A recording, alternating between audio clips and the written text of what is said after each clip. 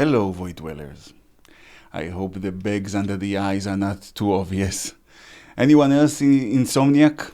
Pretty much from the time I was a teenager, I always have like these periods of time every few months where I can't sleep. And it doesn't matter what I try, I can't sleep. So I'm going through one of those periods right now.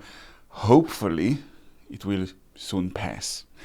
But anyway, that's not what I was going to talk to you guys about. I finally got the privilege of having a Jew hater talking about me. I guess in the YouTube space that means like a milestone or something. Anyway, I was informed that someone made a video about my video about Dark Matter 2025's anti-Semitic rant. Now, this is not going to be a response video because honestly, I didn't watch it. I don't know the guy. He is a small YouTuber. I mean, not small like me, but, around 30,000 subs, which is pretty small in YouTube terms. But he dedicates his time to hating on Jews, so he'll grow. I promise you that. No other topic gets you more followers these days in this 1930s Germany. I mean, he's one of those people who is not Jewish and is not Palestinian. He has no horse in the race, and yet he tries to build a career out of hating on Jews online. And this is the sad sick world we live in, succeeds to do so. That's where we're at right now. But anyway, when I was told about his video, I looked him up, and just seeing the thumbnail made me realize that it's not really a man. It's a boy calling me names. He has a picture of me with an arrow pointing at me that says loser. This is like schoolyard behavior. This guy is trying to get all the popular kids to boycott me. Look, man, I'm 42 years old. I'm very far from the schoolyard. Hell, I was far from it when I actually was in school. If someone made a response video to anything I say on this channel, and it is intelligent with proper arguments and everything, and not dumb name calling and clickbait, I might actually respond. But that, not even worth me telling you the channel's name, which I honestly don't even remember. But it's not surprising. That video I made, which I couldn't give two shits about and posted months and months ago, attracted more haters and more likers, I have to say, than almost any other video of mine, which is such a disappointment to me. Because truly, I really don't care that much about Dark Matter 2525, aside from wanting to point out how antisemitism and spreading blood libel is now a flex, something for simpletons to be proud of. And also, how he and his loyal followers, who try to bombard my video with bad comments like a bunch of Palestinian terrorists firing rockets at Israeli cities, and with the same rate of success, how they prove that aggression is aggression, no matter what. And that's why I don't like that kind of atheism, even as an atheist myself. That I know there is no God and all who believe differently is stupid and evil, attitude. There's only one thing people are consistent about in 90% of the cases. No one is an asshole just in one aspect of their lives. If you see someone behaving in an aggressive manner about one topic, they are an aggressive person in other aspects of their lives as well. Almost always. The person who cuts you off on the road, they do similar things in other aspects of their lives. The person who blames homeless and poor people for their situation in an excuse not to help, they are cruel and heartless in other aspects of their lives as well. And the person who hates and ridicules religious people, they are hateful in other aspects of their lives. So it's not surprising that Dark Matter 2525 is anti-Semitic. And it's not surprising that he attracts other anti-Semites who are stupid and aggressive. That's how it works. It also serves as further proof to what I've been saying and annoying with some of my own viewers, but I'm sorry, that's the truth and I'm not going to stop saying that. That anti-Semitism is embedded into Western culture. It has gotten there through Christianity, and it remains even in those who claim to be atheists. I delve into the history of it in this video, link in the description. But the point is, as far as Dark Matter 2525 and his audience are concerned, Jews are rich, powerful, and evil. That's their starting point. So of course they don't even question the nonsense that they pick up from media and social media, like the genocide blood libel. Did you know that the Palestinian population grew in the last year by 90,000 people? Now that is some ineffective genocide right there. I've already made repeated videos about that subject, and quite honestly I'm bored with it. And it doesn't matter anyway, because it's not about the actual facts for these people. I told you guys about it in the past. This genocide nonsense was said before the war, and when I pointed out to some anti-Semites that the Palestinian population is growing, the answer was, well, it's a cultural genocide. Of course. Let's invent terms to make Jews evil, no matter what.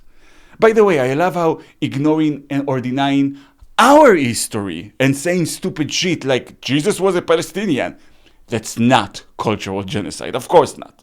As I always say, in the West, when it comes to Jews, up is down, right is wrong, black is white. And then, of course, if you tell them that they are anti-Semites, they say, well, you are just being a victim. Or they tell you that you are weaponizing anti-Semitism. Well, they really go through mental gymnastics to not face their own evilness. Which is why we have to keep telling them that. Because it proves another point of mine. That what they really want is for us to just be murdered and be quiet about it. Like in the good old days, before Jews took control of their own fate. Before Zionism. The report that was delivered to the UN recently and showed medical evidence that hostages released from Hamas were tortured and raped and came back with life-changing injuries. The men, the women, and the children. For any other group, that would have been reported wildly, and there would have been outrage. In normal circumstances, if you heard about someone sexually abusing teenage boys, people would be up in arms, right? Twitter would have a field day. Reddit would go on high alert. But when it's Jews, no one talks about it. No one reports on it. You can find the report in English. You can Google it. It was delivered to the UN. And nobody cares. Because the Western mindset is that Jews are fair game. Always. And this attitude is coming from Westerners. I can't stress this enough. Yes, there is a problem with anti-Semitism in the Arab and Muslim world, but we Jews are making a mistake thinking that is the cause of what is happening in the West. They didn't need the Arabs back in the 1930s, and they don't need them now. The anti-Semitism in Arab and Muslim populations is derived from politics and ignorance. Anti-Semitism of Western people, on the other hand, is embedded into the culture. Most of them have never even met a Jew in their lives. We're just 15 million people in total around the world, and they are billions and billions. So of course, most of them would not even meet a Jew throughout their lives. But they heard of us. How? Through depictions of us as villains in the religious texts, or through depictions of us as villains in literature or on TV, and through the depiction of us as villains in the media. It's in the culture. And even those who claim to not be religious or anti-Semitic fall for those tropes, even without realizing it. Hell, even the fathers of liberalism like Kant or Hume, people who I admire, while they were talking about religious tolerance and reason, they still continue to believe in prejudice against Jews. Kant viewed Judaism as an inferior culture to Christianity, which he takes directly from the Christian scriptures, and that attitude was centuries later found in Richard Wagner, the composer, as well. They can't help themselves. It's in the culture. Which is why it's important to hold that mirror in front of them and not give them the easy excuse of, oh no, it's just because of immigration from the Middle East. It's not Muslims who control the media and social media and academia in the West. It's white people, locals, natives. And again, 2,000 years of persecution, and they didn't need the Muslims for that.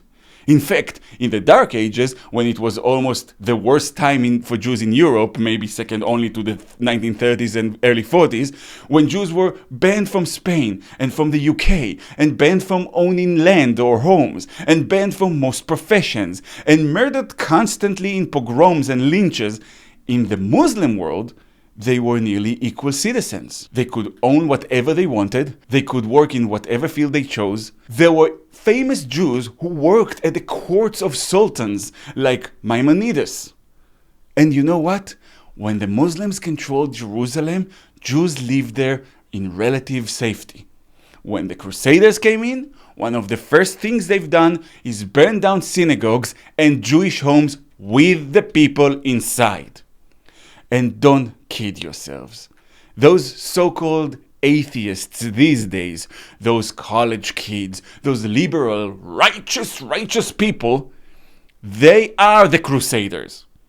I mean, their ancestors, the Crusaders themselves, also believed that they were the good guys, even as they slaughtered and committed atrocities. So, the apple and the tree and all that. Now, I have to give an olive branch to the West in spite of everything. Because someone asked me, if that's how you feel, why do you live amongst them? And that's a fair question. And I needed some time to think about it. And I realized the reason is, I believe they can do better. All my life, I've been accused of being naive and unrealistic. And I'm not really denying that. But I can't help it. It's in my nature.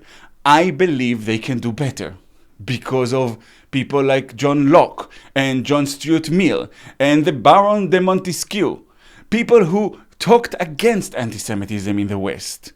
Because in the end, the liberal philosophies were invented by the West because of people like Martin Luther King, which was one of the greatest moral people of the 20th century. And he took a lot of his worldviews directly from Christianity as well.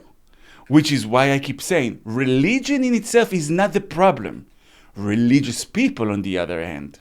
All religions can be interpreted to be evil and violent, or peaceful and accepting. It depends on the follower. But anti-Semitism in the West is beyond religion now. It's in the culture. The Jew in Western culture, not religion, in Western culture, is a substitute word for villain. That has to change. And I believe it can be changed. Maybe not in my lifetime, but maybe for the next generations. I believe in the West, in spite of the evidence.